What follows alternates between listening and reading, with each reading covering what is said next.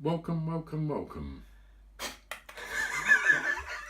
Sorry, did I get snot on you then? No. Oh, I'm sorry, mate. They didn't both come out. Yeah, I mean that was an audible treat for people that were listening. For our listeners, I just fired popcorn out my nose. Yeah. So yeah.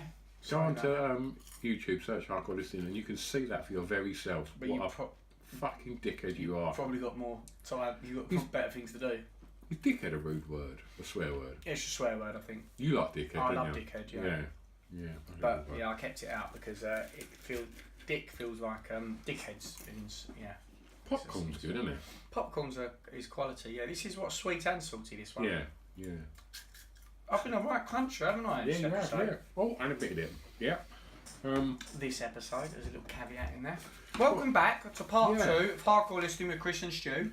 This week we're doing your users listener submitted top 5's. Yeah. Did we even say that in the last episode? We kind of did. Oh right. And so we're rattling them through them today. We didn't want to get too D&M tonight. We just wanted a little bit of fun because we ain't got a lot of time. We're busy men. I'm glossing my house currently.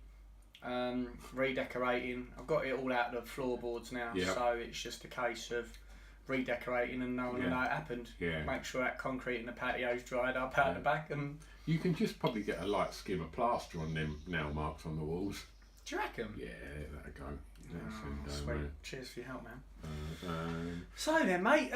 Before we go any further, have you noticed this lovely, wonderful T-shirt I'm wearing today? That looks like the work of esteemed artist Riker. Yes. I'm loving it, and I'll tell you what, that T-shirt looks like a Redshift Rebels T-shirt. It is, mate. It is. It's a Redshift T-shirt. It's a collaboration we did with our man Ryan, who was was one of our most successful episodes to date, actually. And we did a collaboration a long time ago, and then I sat on it and never released it. So we have it now. We've got and this also comes with a print. So Riker did a print of Han Solo's face. And this is the triple Han. He's very well known for doing these sort of like double Han reproductions. And so we did 3 across this T-shirt. It looks really neat.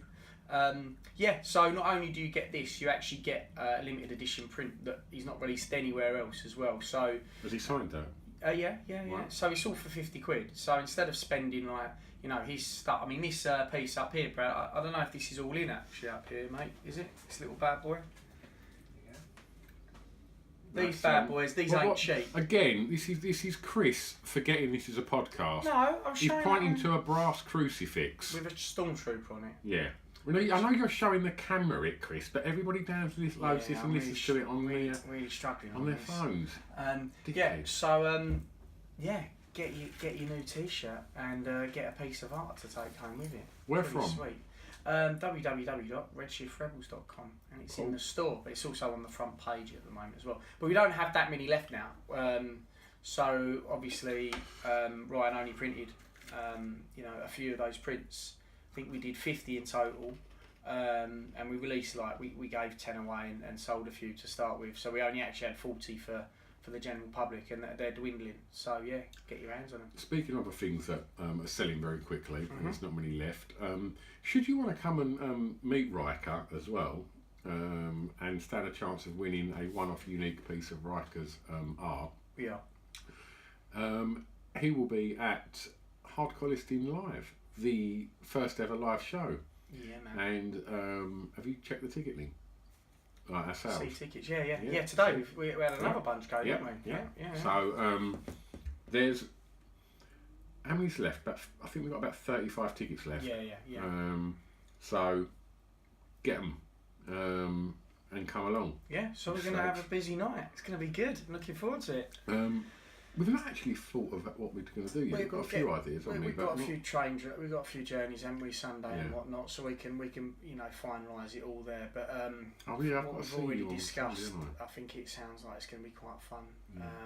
Heads up, guys. We're off to Kent on Sunday, and we're recording with the Blue Tones. Can't wait, man. With the lovely Mark Morris. Yeah, man. And it's going to be fun. Looking forward to it. All right. Well, have we rattled on about everything you need to normally rattle on about? Enough plugging. Yeah. Yeah. Okay. Well, what ones do you want to do? Have you got any others that you've even thought about? Yeah, I thought one that was really good by Kevin Henderson. He did a few good ones. Top 5 holiday destinations or experiences. Top 5 film posters is the one I want to do. Right. So Brilliant. yeah, top very visual for a podcast. Top 5 film posters. Fuck's sake, Chris. Right, go on then. So special mention. So what makes a film poster? Have you got any that really sort of any that particularly stand out to you? Well, again, I apologise to those that are listening to this, but I have a film poster framed just over my left shoulder from a film from probably about 1979 called The Wanderers, which I grew up loving. And yeah, that's kind of good. But when I think of film posters, two that spring to mind, Star Wars. But I think the one that really jumped at me when it came out was Trainspotting. Yeah. But all of them like in the kind of, I don't know what you'd call it, but Line-up, aren't they? In the lineup, yeah. Spud with the glasses on and went and soaking wet. Yeah. Sick boy with his hand like that to the camera. Yeah. Begbie. No, it was sick. It was great. Great colour choices as well. Yeah. The grey with the bright orange. It was really good. And it always reminded me a little bit of Reservoir Dogs when they had them all just walking along, Mr. White, Mr. I thought that was that. And they did a similar campaign of just having one on each different poster. You know, I think so. And what Star Wars might well take the top spot for me. Empire Strikes Back. Reason being is I love that era of poster work where they would paint it. Yeah. You know, so a lot of the time now they don't really do that, do they? A lot of the time now it's either computer graphics or it's actually photo shots from the movie itself. Yeah. But I love the fact that someone would go and they would have had to have a good idea of what was in the movie, and then they would do a collage. And the one that I like from Empire Strikes Back is the one where it's sort of like it's almost the shape of Darth Vader, but within Darth Vader there's paintings of all the different action scenes that's happening within it. And I just think that's phenomenal. I think it just captures absolutely everything. Yeah. And it's not as lazy as really photoshopping it straight out the movie and whatnot. I love that era of movie posters. Even if really the first one I saw from them was sort of like Empire, Return of the Jedi, which I love. I got that as a t-shirt. It's one of my favourite ones as well. So that would be probably my number one spot. Yeah. But it's the other thing that I love about movie posters, and the reason why I thought this was a great one to talk about is movie posters have always got the slug line in the film. How, like, you know, the idea of a slug line is just one sentence normally that draws you in and gives you an idea of what that movie's about. Say, Alien was in space, no one can hear you scream. Mm-hmm. So it gives you a vibe of what the movie's about. Yeah. So I love a slug line. I love to see what that buy-in is in order to draw and capture the imagination of an audience. But normally, a lot of the time they're quite clever like that, like Alien ones. That's the slug line for straight to the A.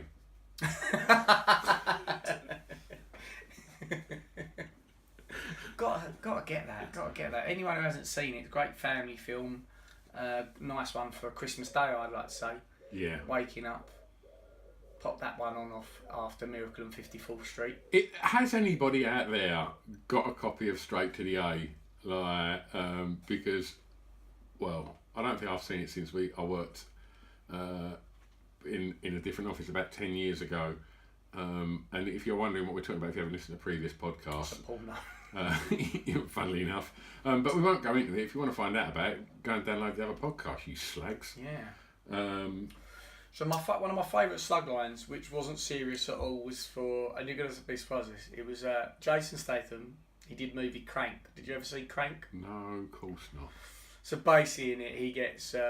Is that the thing where he's got the ticker in his heart? Yeah. Goes under, if his adrenaline drops down below a certain thing, he dies. So he has to keep pumped up. Yeah. So it's a very fast-paced movie. You know. What's the line? So for Crank, at the end of Crank, he falls out of a plane. Yeah. Jump starts his heart, but then he just hits a car, and he's fallen out of a plane by about 2 or 3 miles. He just hits a car and dies. Crank 2, which no one saw coming, was he's dead. He just got better.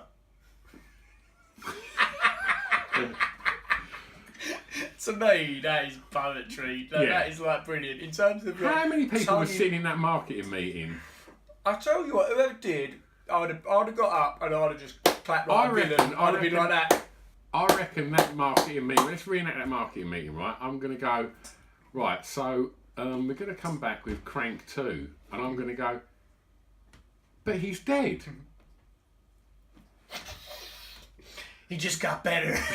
Because they were probably all off their fucking faces, wasn't they? That wasn't a... Yeah. You know, didn't take a lot of time, but it was genius. The Exorcist is quite a good poster. Oh, mate, that one when he's looking up the alley and there's the light. It's you know, hair standing on end sort of shit. That's a bit creepy. Isn't it? And actually, probably my second favourite of all time is The Thing, which comes from that. Again, it's that 80s sort of horror painted style. That's pre-80s, I reckon. The Thing. Was it 79? Might be 78, 79. And he's, or is it 82? I can't remember. And it's the guy, and he's standing there, and he's got the sort of anorak on, the Antarctic suit, and the light is just beaming out of his face. And I just think that's a really cool, like, mystery, but also quite shocking and scary, and it captures what the movie is about, which is identity or unknown identity. And I thought that was dope. Clockwork Orange. Clockwork Orange is a really good one. Like Clockwork Orange. Yeah, it's another cracking movie. Platoon's got a really good.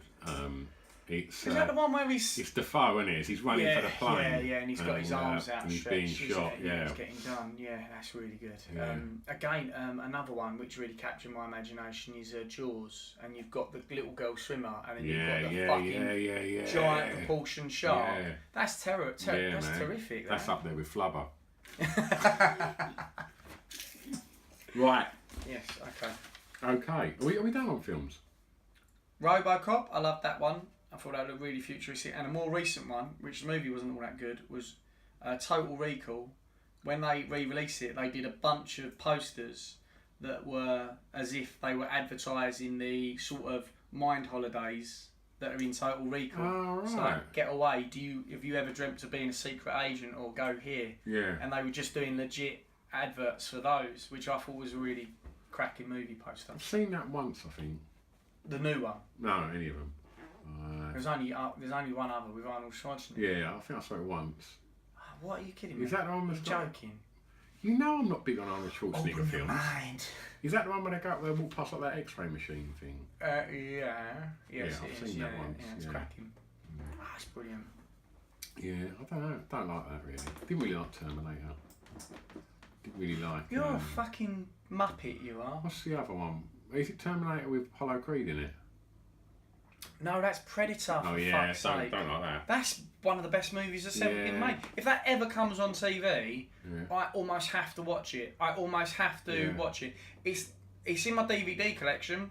All right. But and Predator 2, which I've seen just as much. I have to watch it. There's something about this communal thing that when it's on, I'm thinking other people are watching this shit. I remember like going around my mates when I was really young and watching Conan the Barbarian. Yeah. And I think, what was the one after? It was Conan the Barbarian and Conan the Destroyer, wasn't there? I think it's Barbarian at the beginning. He knobs a bird in it. Yeah. And I remember thinking like, this looks good. Because I was probably about 9, just thinking, oh my God, I've just seen some boobs. Like, yeah. I remember quite liking that film. Yeah. And I watched Commando quite a few times. But all the others, I just don't really get it. I don't really get, like, I mean, loads of people I know love them films, and it just ain't my thing. I think you're a bit too cool for school back then. No, I don't think I think as you grew up, because you were quite wacky and indie and into the music scene and that, I think you went down that road and you wasn't so much into the fantasy, science fiction sort of stuff. And I think that's why you don't really I tried buying them fighting fantasy books when I was probably just before I went to secondary school. We mentioned that on the drunk cast, didn't we? Some of them, and and then like turn the page, whatever. If you want to fucking wank off an elk or whatever it is, like. Have you still got that one? Because that sounds good. Yeah. Yeah. Do you know what? When I used to see like all the blokes like painting them little soldiers in the Games Workshop, I did used to think they look really good. Them little figures, but. Excuse me. It captures people's imaginations, but I just think you either have that or you don't. Bless you. You either have that sort of. I do. I love it. I haven't got that sort of vivid imagination Yeah. in ingratiate. What's the word I'm looking for? Ingratiate. Yeah, myself into that. To me, music pulled me in like that, and I think I just was always wanting to watch something that was either going to like really make me laugh or really make me uncomfortable, and or make me really upset, and films like that just don't. Like you know, I can't. I have no emotional connection to it because I just because you can't hold your you're not very good at suspending your disbelief. It's not real. Sense. Yeah. It's suspending your disbelief, mate. Yeah. And some people dig it and some don't. Yeah. I'd say 75% of my mates are like in your camp. My missus like is obsessed with same. Predator and Terminator and Alien and all that stuff you like. And it just ain't my bag, mate. Because there's a book I read years and years ago. This wasn't the reason why. I mean, I've always loved that shit. I mean, to me, it goes back to the toys as a childhood, like He-Man and stuff like that. We were talking about Riker. That's where my imagination comes from. It's the books I used to read like that. And the maps on the back of those books used to set my mind off. Like, yeah, strange, isn't it? But there was a book I read called A Hero with 1,000 Faces, and it was a book that had inspired helped George Lucas finish Star Wars. Did he wear glasses? The hero? I'm just thinking, he'd have to have loads of pairs, wouldn't he? And it is all about how there's about 7 main storylines. It's a breakdown of humans and storylines throughout the ages and what we tell people, what we pass on to our kids. And there's predominantly 6 or 7 in anything. And it doesn't matter if it's a real life drama or if it's bloody Star Wars. And it's so true. So that's why for me, I love all that mystic element. I love that. I love the escape from the reality. Right. But yeah. I'm going to touch on something now, which my helmet. I'm not going to touch your ding dong. I know I'm going to regret asking you this, but the other night I've started having quite odd dreams, and I scream, but it's a suppressed scream, and it's a really fucking horrifying sound. And I've probably done it maybe 7 times now. And how often and recently? In the last 6 months? Oh, last week. All the same? What, the same thing? No. 2 weeks ago, I dreamt I was on my front, laying down, and I had maybe 6 or 7 guys beating me up. You were going down the Bukaki front I didn't leave any gaps for you to get in there, did I? And they were just kicking me and punching me, and I couldn't get up. And then I just thought, right, I'm going to push myself up, and I sort of pushed myself up and sort of wanted to scream, and woke my wife and children up, just making this like sort of noise, but with my mouth shut. It's a really weird noise, and I can hear it when I'm doing it. And like, and Carol was literally like pushing me, saying like, "Stop! You're right. Yeah.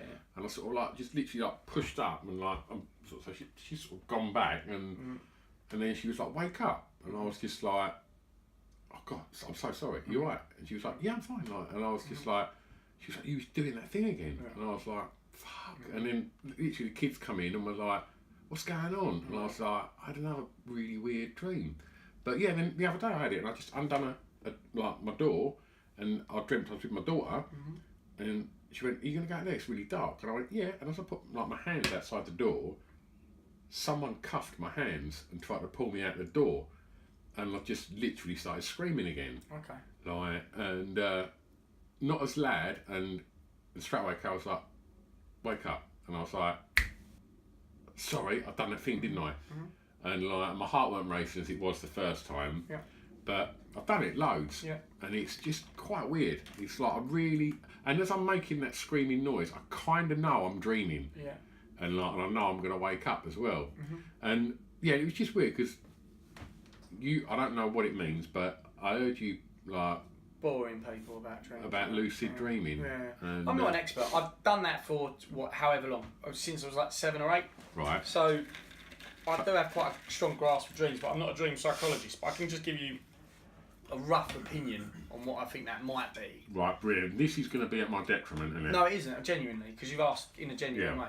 I would say it feels like you're suppressing something and not saying something, or something's frustrating you and you've not either spoke out on it, or you was in a situation where you were like having to hold your tongue. And if you think of your holiday, that would be a big part of it. And you know, other things when we talk, you're like, oh, that's fucking me off at the moment. It's not like, you know, it's not to do with your family. Yeah. But it's like, you know, work and stuff like that sometimes annoys you and stuff like that. That's what that feels like to me. As my initial thing would be suppression. That silent scream seems like suppression. You want to do it, but you're muting it yourself.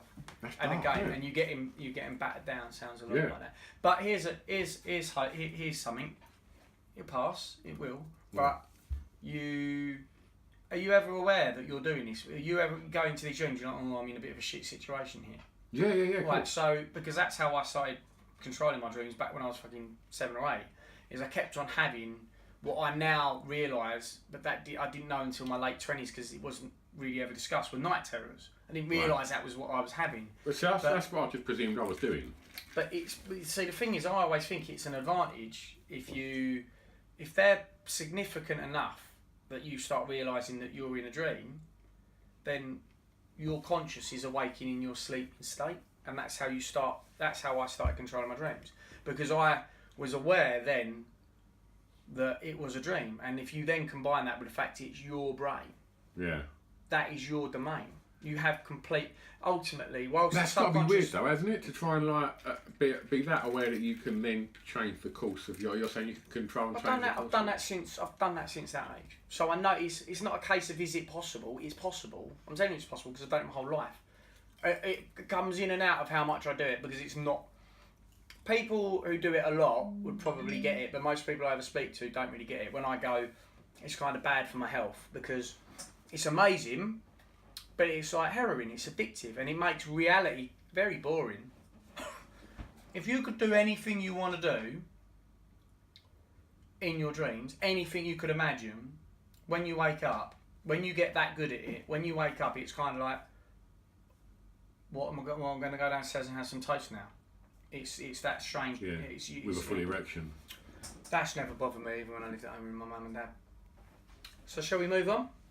Yep. Okay. Sorry for that little derailing there. You can get off the leather sofa now. That first session's free. Top 5 sporting moments. Top 5. Yeah, sporting moments. By that I imagine amazing moments that you were present for. That you not necessarily at the event, but you know, witnessed it as it happened on television or. Yeah, okay. Go on in? Yeah. Go on in. The one I was present for would have to be MVP crushing in Cyborg's skull.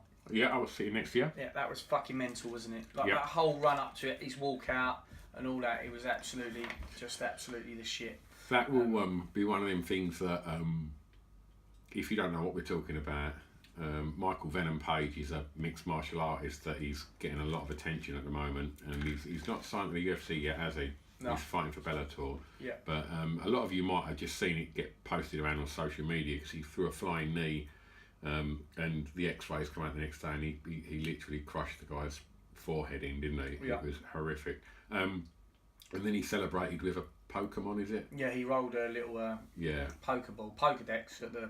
Him collected him, because Pokemon, that game was all the rage at that point when everyone was walking around on their phones. But so that was brilliant. I remember, that was. I forgot about that. Yeah, that was definitely one. Absolute height. How about you then, brother? I'm not a football fan. I was obsessed with football for years until I got to like probably 15 and maybe 16, and I was a huge Arsenal fan.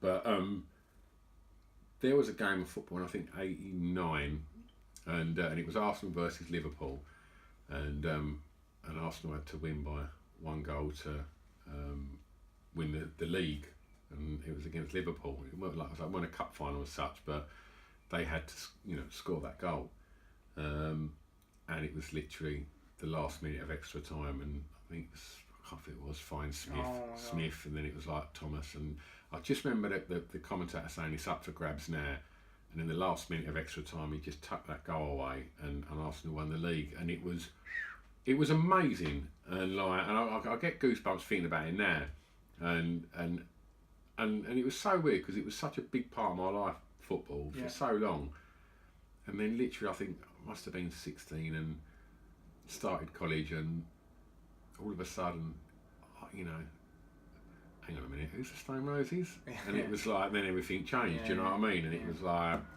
just got into music, girls and stuff like that, and bands, and football just... And then I think it was that season that football stadiums become all seater as well. Right. You couldn't stand at football anymore, and I think that ticket prices went sky high, and so it wasn't an option, and I've never watched really a game before. I occasionally watched bits and pieces of the World Cup, but I have no interest in it at all now. And I was kind of the same. Like when I would say one of my football experiences was, say, the Euro '96. Was the Euro '96? Yeah. Because I was 16 then, so alcohol had just started, really going out and drinking was a thing. Yeah. And we there was a bar we could always get served in, which my mate's uncle owned. I won't name him, fucking here now. But it was awesome, and I remember that whole couple of weeks of going there drinking Guinness at a pool. Can't give any more the details away. And watching that was something special. It really was, really getting into it. And a couple more years, I sort of enjoyed watching the nationals and that, but I international teams. But I'm done with that now. Yeah. Another sporting moment for me would be seeing Usain Bolt break the record break the world record the first time 100 metres when he was just looking. Do you remember? And he just had he won it, and he could have tailed off at about 80 metres. Yeah, and he could have broke the record even further. Yeah. But actually, literally shivers down my spine watching that. Yeah. I was absolutely. The 100 metres is one of those sports, isn't it, that the world will watch because everyone's attention span can last 100 metres. I wrote down Ben Johnson. Oh, right, because I think that was... Where was the Olympics that year? This 80s, isn't it? Yeah, was it in Los Angeles? I think, and I just remember like Cole Lewis was just the man. Yeah, of course. And was it Seoul? Like, but I remember being really young and not particularly liking Cole Lewis, thinking he was quite flash. Right. And then there was this kind of Canadian dude that just looked pretty angry. And hench, wasn't he? Yeah, and it's probably because he was roided off his shit. Yeah, he was juiced right up. Yeah. And I remember just seeing him literally fucking explode out them blocks, and just... I've never seen anything like it. I was just like, that's one of the fastest fucking things you're ever going to see.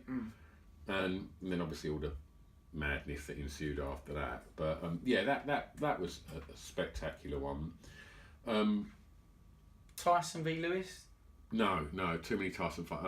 I remember being in Butlins with my friend and his dad, and his dad was a very good boxer, and fought some bods, and he said, like, boys, do you want to wake up in the night and we'll watch the fight? And it was Tyson was fighting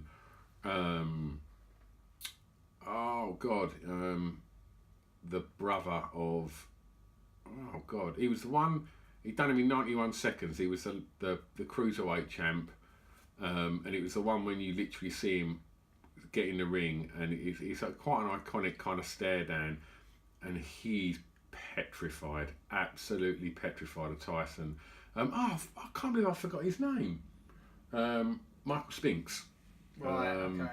And he was a weapon, and I remember just seeing, like, getting up at 3 o'clock in the morning and being like, however old I was, sort of 14, and just thinking, here we go, and just, I remember like my mates dad going, you got to watch this Spinks guy, he moves well, and fucking just literally I think it was 93 seconds, something like that. It was like unbelievable.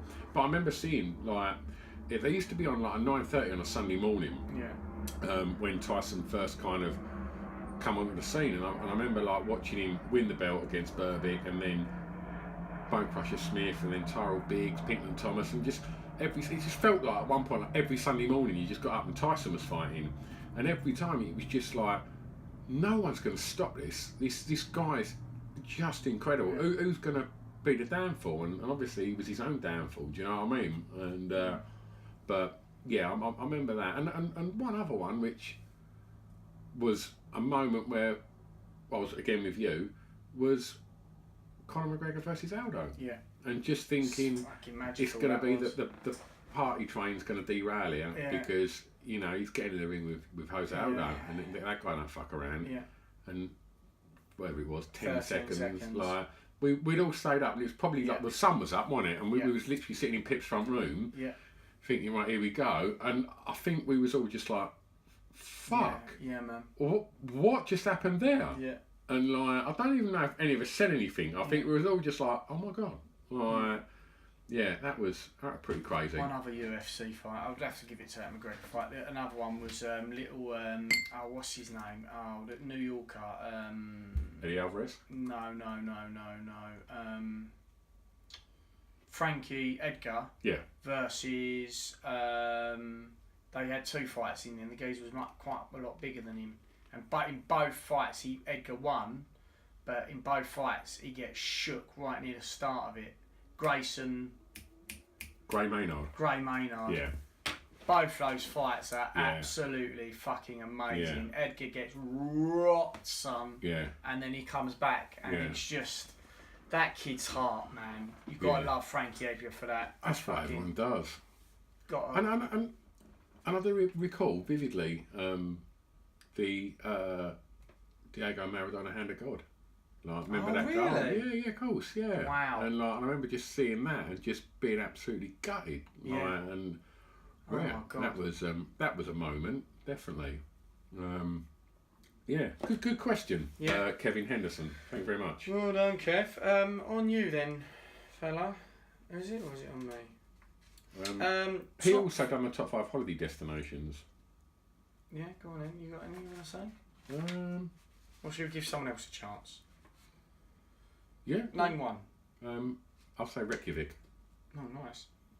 I'll say Avoriaz. Where? Avoriaz, snowboarding. So that's France. Oh, you radical prick. We're going to do mileage. Yeah. Let's move on because we're done then. Top 5. What's the one about wanks? Saw one about wanks somewhere. Top 5 wanks that you shouldn't admit to, or something like that. Come on, great Chris. So I've only got one that I always find endlessly funny right. of the literally billions that I've probably had. Yeah. Is I had a wank in my dad's office once, and the door to the office was open, and people were just walking past. Where was your dad? He hadn't even gone far. He'd gone to one of the other so my dad worked in this place, right? Like he had his company, and his company had an office on an industrial site, and he was part of a bigger, and everyone was in units, and the units were all connected by a corridor. It was a large place. It was kind of quite busy, and you know what it's like when you're a young lad, like it's just always it's a constant problem, isn't it? You know, sex on your brain all the time. And there was a hairdresser's next door, and I'd walked past the hairdresser's, and I'd seen quite a tasty looking sort of a MILF in there. Yeah, and so you thought, I know. And my dad said, I've got to nip out, and I was doing his books. At 16, I was doing my dad's VAT books, right? And then he nipped out, and I just couldn't get it out of my head. I was like, I could go to a toilet, which was not very far away. It's not as sexy though, is it? Oh no, what might be good? I just bagged one out there and there. The door was wide open, man. The door was open. People were walking past. I had a computer screen up, just fucking flashing one out. Yeah, dear. I can't believe that. Like that is like a high risk. Like that is danger level. That is like high risk wanking. Yeah, that's pure Michael Hutchins. Yeah, like I've got a couple, which I'm going to sound like I'm doing a Craig, but it's not. It's someone that we both know really well, and Amazing. and you know his wife, and he had this man. They've got like just loads of kids, and their house is like a kind of it's like the Osborns, but they're all off their heads, like, but he never gets any time on his own, and he said like he has a moment when like all the kids have gone to school, and he knows he's got a window of about 5 minutes, which is determined by when the hairdryer comes on upstairs.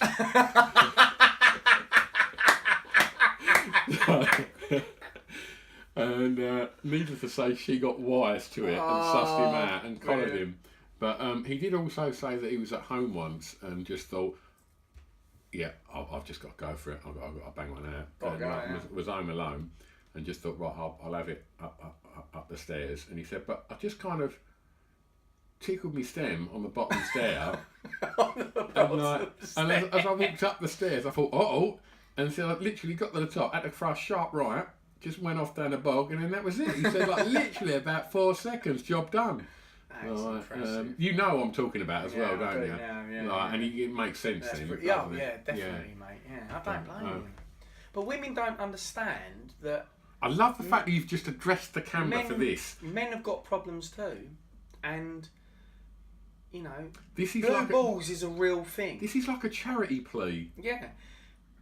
Women, we need your help. We get blue balls. Yeah. And if we don't, come on, lend a hand. Lend a hand. Or two. Yeah. Well, you know what they say. A hand job's a man's job. Yo job's a bro job. Who was that? It was MC Paul. Oh no, you might not know it. No, MC Paul. Me off? No. I can't remember. It's a great rap track. Sounds amazing. Hashtag wank struggles. We've said it before. Yeah. But women have danger wanks. Jesus Christ. Well, I've got girlfriends who have danger wanks. Who just, it's not as dangerous because it's not. They haven't got. It's not as explosive, is it? No.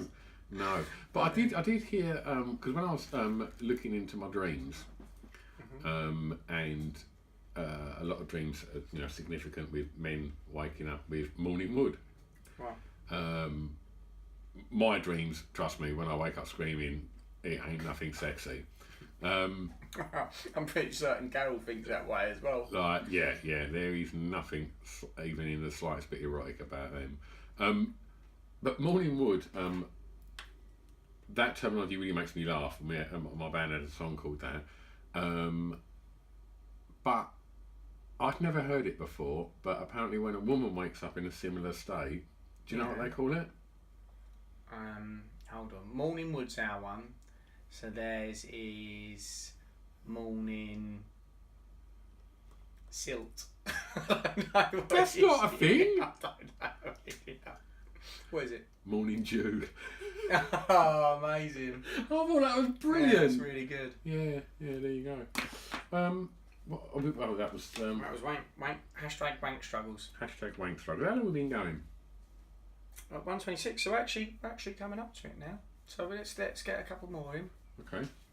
Sorry, I didn't actually hear what you said then. I just nodded. But how long have we got left? I reckon 10 minutes. Okay. Yeah. Right, let's have a look. Top 5 70s and 80s kids TV shows. Okay. Was that Darth This is Vader? real. Oh. Yeah. No, not the shitty cartoon version that they tried doing. Okay. Or was it? It was based on Endor, wasn't he? Wookiees on Endor. That was shit. It wasn't even it's not even a thing. Let's not talk about it. Go on then. What you got? Grange Hill.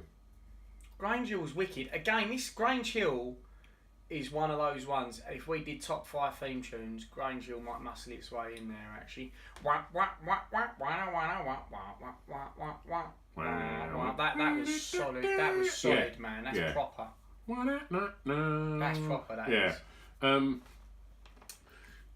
See, I kind of caught the Tucker Jenkins era Like, Okay. you may know him as Mark Fowler. Yeah, Mark Fowler. Yeah. He died of AIDS though, didn't he?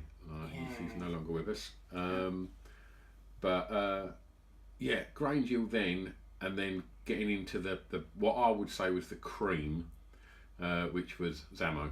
See, that was, I was quite young then, and that was quite scary, that whole drugs thing. Mate, I was a lot older, and that scared everyone. Like, there's a scene where he ODs in the arcade that Rowley worked in, and there's just that, the camera just kind of went doo-dum, doo-dum, and every time it kind of went boom, boom, it zoomed closer to him, and he was like, screwed up, and it was like, that's Samo, like, and he's... Was he on horse? Yeah. And it was just big news, and then obviously Just Say No come out, tune. But yeah, the school that my daughters go to, they all do smack there, do they? yeah, it's rice, mate. Like, no, Zamo's mate Faye. Layla did look a bit funny today. She asked me for some money. Takes the edge off. But yeah, Faye from Grange Hill, her kids go there, and it's so weird because yeah, all of like most of the mums around the gate and that, I'll always say hello to and and chat and that. But when I see her, I'm like, what? Oh, yeah, a little bit starstruck, brilliant. It does me, absolutely does me. And like, you don't normally get that stuff. No, and the only other time I got particularly starstruck, apart from Brad Pickett, that was weird, was, I don't know, 80s and 90s night, and I purposely booked Zamo, pretty much just so I could hang out with him. And Zamo come to Grays and DJ'd for us, and he was just the bollocks. It was just so good, and like Sam Maguire, what a geezer. But yeah, great. And then it kind of went into like, I suppose, was you like the Gonch and Imelda Davis era, or was that still pre Danny Kendall and all that? No, like, I wasn't a huge guy. I liked it, but I can't remember the plot lines. I remember the Zamo one more than I remember most of the other ones. Really, I can't really narrow down many of the other plot lines, to be honest with you.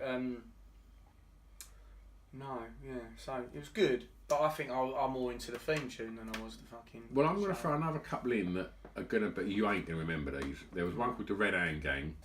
No. And it was like about a gang in America, and they were all kind of... Did they have red hands? No, they used to sit on... Was it because they used to sit on them? Was it that sort of gang? Stop trying to make it a Red Hand Wang. Like, don't spoil it. Wank struggles. That was good, and I really liked Huckleberry Finn. It used to be on a Saturday lunchtime. I remember watching a couple of episodes, but it weren't all that. What was that one about again? What was he? He was something. He was a little fishing rod or something. Am I making that one He up? dug for berries with a fishing rod. No, he had dungarees. And he had a fishing rod. Yeah, he did. Yeah, he was just he was a little homeless lad that his mate Tom Sawyer looked after. But he had a mate called Jim, who was an escaped slave. Jim was a proper good egg. Yeah, he was a proper good bloke, Jim. Big up, Jim. All your shows are fucking shit, mate. Bullshit. Oh, I bet they've got robots in. And if you say Doctor Who, I want you to go home. Doctor Who's rubbish. Back in the day, it was actually really good. No, but I don't want. I rated it then. I can't connect with it now. It's not what I'm talking about. Got a good theme. I'm talking about it has, and so is this one. Grange Hill, that one, and this one. Rent-A-Ghost.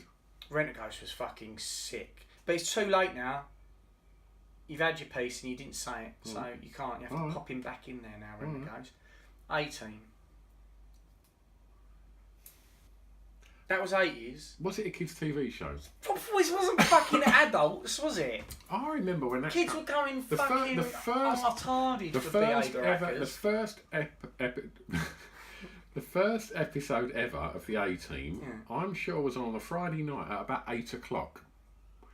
And then it got moved to like Saturday TV. Because no one was getting shot, they were always just diving out of the way. Like, planes would go, like, helicopters would crash into like mountains and they'd just like be dusting themselves off. It was brilliant. It's so good. It was the shit, the A-Team, wasn't it? It was amazing. I mean, like, they'd get locked in a room and luckily there'd be a welding kit in there and garden tools and they'd come out with a, in a tank that spat fire.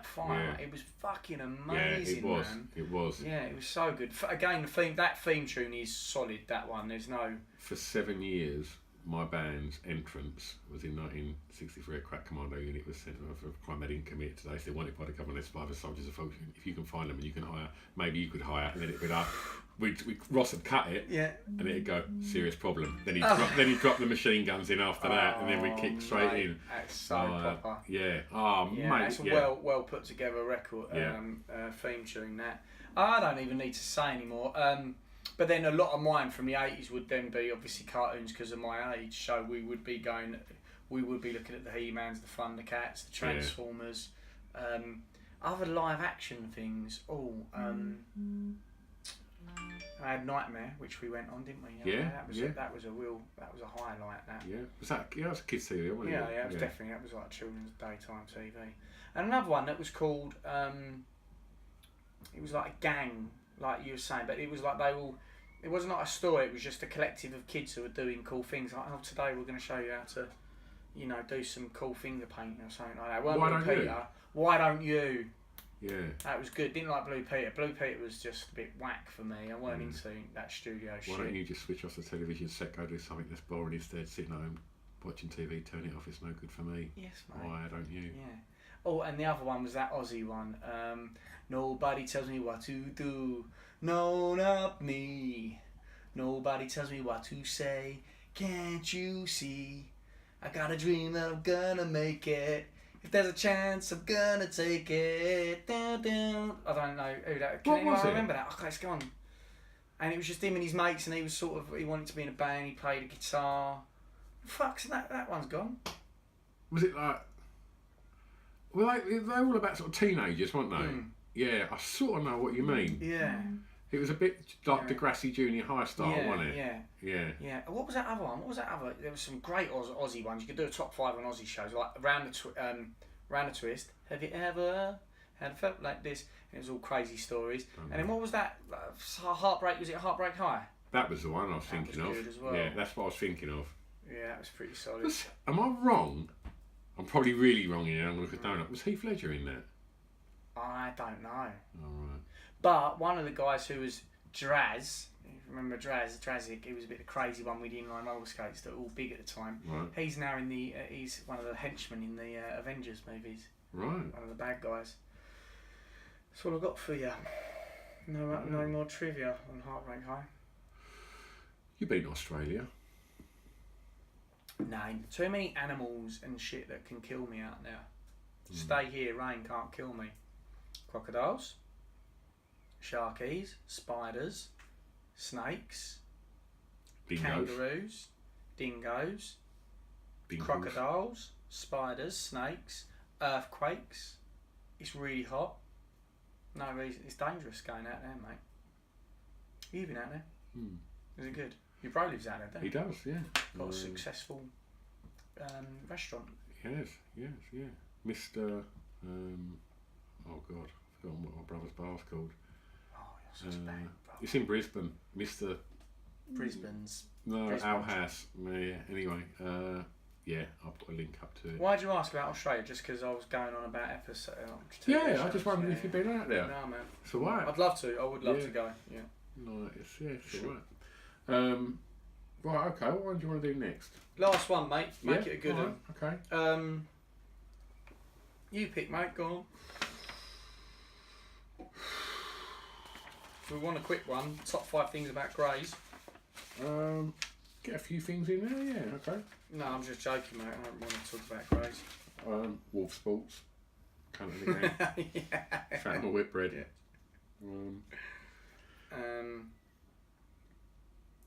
What was that one? Top 5 songs that meant something to you. Who did that? Oh yeah, let's do that. Do one each then, shall we? Oh, well, if you've got a lot, you lead the way. I'll do one. First time you got your heart broke? That's brilliant. That. It's not a song, you prick. No, I know, but it's a great subject. Yeah. Okay. So that ruined the Chili Peppers for me. Blood, Sex, Sugar, Magic record. Absolutely crushed it. Okay. Absolutely, might as well fucking broke that record up and thrown it away. Right. And it's got loads of great songs on there. How about you?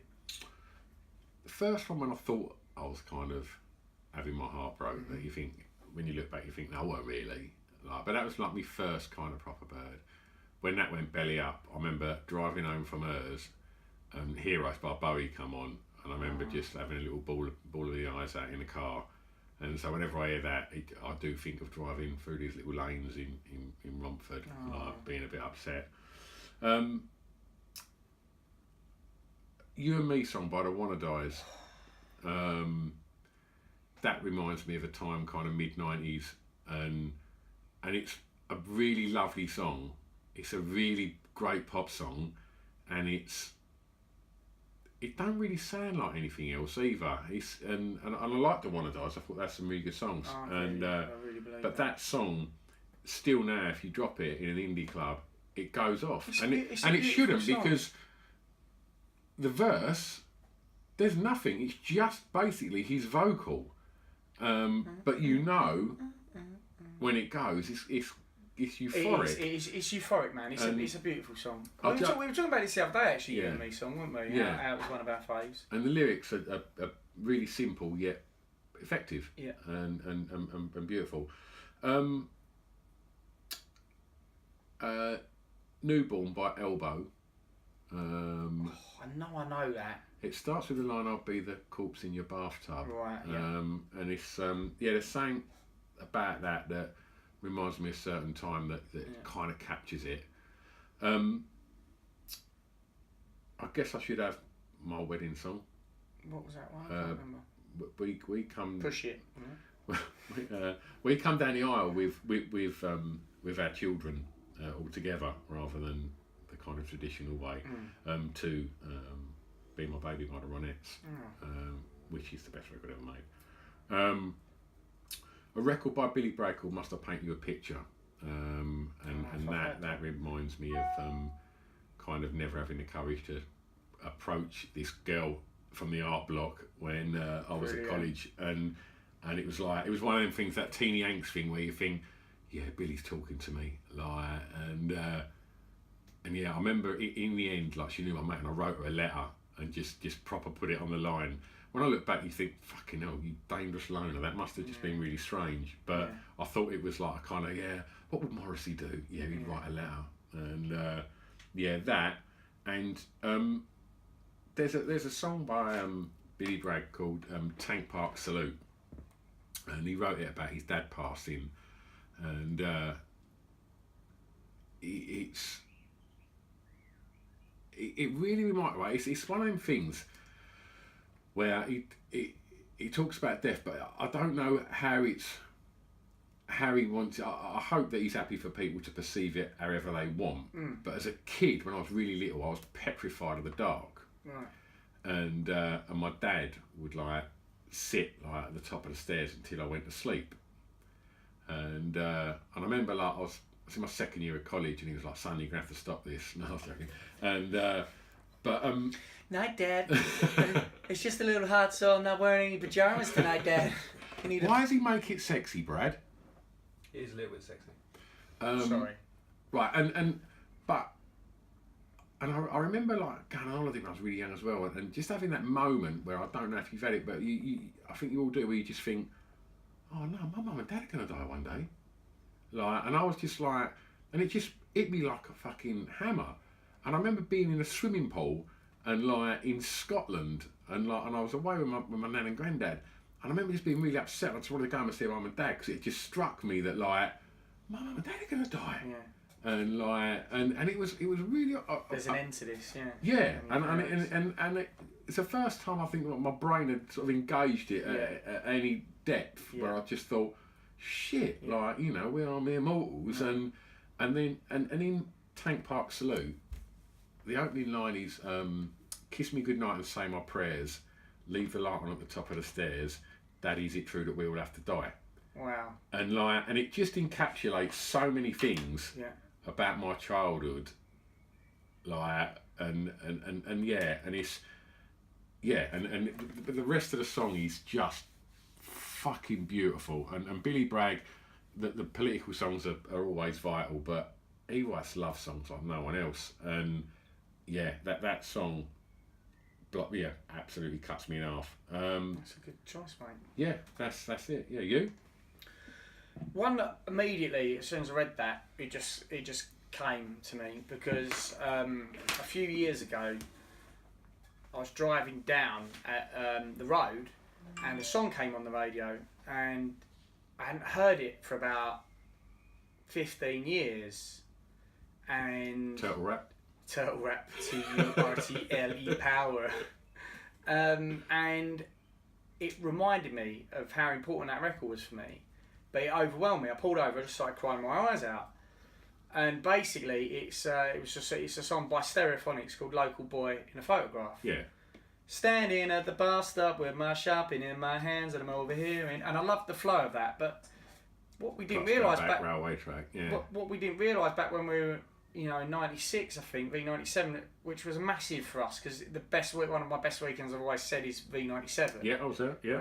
And Stereophonics were there too, and my best mate Jamie at the time, who's still alive, and we loved that record. That was like we were really starting to grow in terms of music and ourselves as human beings. And it was a big record, that debut. It was something else. Yeah, go on. And so we loved it. And of course, I don't think we even we were cottoning on the more we listened to it, but that was a song about suicide. Yeah. And of course, Jamie killed himself, and I hadn't heard that for some reason. Because as you get the older you get, albums get lost, don't they? Like, because I'd departed from Stereophonics not much further after word gets around. Do you know what I mean? Like, it wasn't many more, and I weren't really listening to them. But it doesn't mean to say I didn't have that. I still don't have that love for that. I've never walked away from things just because it got less cool or whatever. Yeah, definitely. I really don't like that. So I was driving along and it's down, down, da da down, and then it just started, and all of that rush all just hit me boom, and all about Naughty, and all about the fact it is about suicide. I just pulled over, and it just. Because I think when you have significant incidents happen in your life, you learn to cope with them or whatever. You might go and see someone. I did went to a counsellor and whatnot, and you console yourself. But it's always there. There's a lot of joy there, like me and Pip talk about. But also, there's ways back to it, and I'm not unhappy that I was crying. Do you know what I mean? Like, I bawled my eyes out, but it felt good. Yeah. Because you just realise how real that emotion is and how that feeling is. And that song was just like, when you smell cut grass and it reminds you of a beautiful day, you smell a perfume, it reminds you of a very specific holiday, a very specific moment in a holiday. That song was like, reminds you of that girl that's no longer it was like that. It was like releasing a scent, and it just fucking blew me away. So for me, when I read that, it came to me straight away. It was like, that was another song that was one that just, chokes me up when I hear it, man. That was a when they come out. I remember. I think they were one of the first signings to Branson's V2. Yeah. And if I remember rightly, they paid venues to put them on, and they played ridiculous amounts of gigs in the first year to get out there, and that I remember seeing them. Like, I've seen them quite a few times, like pre that V gig, and Traffic was a tune, and really as was 1,000 Trees and More Life in a Tramps Fest, and but then after that, I just think I didn't like Bartender and the Thief or anything like that. It just and then God, it just got really bad. But I liked Dakota. I thought that was a fucking. I can't remember that one. It's a kind of bit of a return to form. They kind of played with a bit of energy again. You make me feel like the one. Oh yeah. That don't sound like it either. No, but I weren't even digging that. My mate worked at V2, and she's got stories about lead singer Kelly. Yeah. Mazda. Oh really? Yeah, and so I think that I don't know. Maybe it had all got a bit to their heads. They were so. It happens to the best of them. Maybe it wasn't. Maybe it's nothing to do with that. Maybe a bit. Maybe they just did a Kings of Leon, but in a direction. Because as I say, we discussed this. I grew apart from Kings of Leon. I'm not hating on them for it. I think they're talented guys. It just they weren't making music I wanted to really particularly. Have you told them? Are they all right? I wrote a letter, but they haven't got back to me. So I think they're really upset. They've not took that well. Should we just finish? Yeah. Well, we actually finished on a bit of a poignant thing, didn't we? So very that's probably nice, a wasn't it? good time Yeah, it to was very finish. lovely. Normally we just finish being horrible with each other. Thank you to everyone who's given us top fives. We hope that we tried to just try and get through a lot today, as opposed to just drill down 2 really detailed ones. We're going to mix that up and do that. Yeah. The next time around, maybe we'll drill down and do 2 really specific ones like we did last time. Yeah, boy. Whatever. But no, that was wicked, and thanks for everyone's submissions, and thanks if you're watching this, and thanks to Brad for filming it. Thank you. Thanks to 76 for producing it and mastering it, especially for last week because it was a big old long episode and it was worthwhile. We've been getting loads of wicked feedback from Defa Guitar Pop. Yeah. And it was wicked to have the boys on. So. Coming soon. Recording with Blue Tone Sunday. Then next week. We've got a few, haven't we? What's going on? We're recording with the band Asylums. Oh, wicked! And that will be good. As you know, if Are we filming that? We've got to ask Brad, haven't we? Yeah. Because that'd be a cracking one to film. That will be good. What else we got coming up? Adam from Baby Shambles wants to come on. Indeed. Got my mate Ed. Yeah. He's doing top 5 drinks, which is going to be fun because he's going to make Ed's Chrissy's special friend. You met Ed, didn't you? And got all. I said colourful. All fanboy, didn't you? Yeah. We got on really well. He's he's a really nice guy, and it's a rare thing to see you and Pip get jealous. But anytime I go, oh my mate Ed, you can both be like, oh, Ed. You well love Ed. Yeah, get on well with him. He's a good lad. Like, yeah. Guess what Ed done? Yeah, it was amazing. Yeah. The worst thing is though, apparently you're going to just dig. I know what's going to happen. You're just going to dig me up for fucking 2 hours. Yeah, if you're showing signs of enjoyment, I will spoil that to make myself feel better about myself. All right. You know how it works. Thanks ever so much for listening, guys. There is a load more other guests coming up, isn't there? That we should. Mark Moore from S Express was amazing. Yeah. That's coming soon. Still sitting on that bad boy. Yeah. Who else we got coming up? You're Brian speaking Gittins. to Brian Gittins at the moment, aren't you? Yeah. Or we might have some other massive names that Brad's potentially. Yeah. Better not say anything there because nothing's in writing. But yeah. Yeah. So that could be amazing. Yeah. I also like the idea of our other podcast recording equipment. When we drive to the Blue Tones on Sunday, we've got probably an hour and a half each way. Perhaps we could record Chris and Stu's road trip. Yeah, okay. We can't really lace that with alcohol, that one. No. But yeah, we could do that. Cool. Don't forget Redshift Rebels with our new, because we've re-released the trucker hats that have been selling well, and we've also got the hardcore listing t-shirts and the Riker t-shirts. So yeah. And it's summer. Go to Pip's shop as well. You can buy Pip's kind of swimwear and stuff. And his shades. And Drunkcast t-shirts. And I'm sure you'll be able to buy lots of stuff that we've just mentioned at our live show. We'll have a merch stand and we'll have a word with Pip and see if we can sell some Drunkcast t-shirts while we're there as well if you want one, and some Redshift goodies and alcohol listing goodies. And you said you wanted to sign lots of tits. No, that was you. Thanks for listening.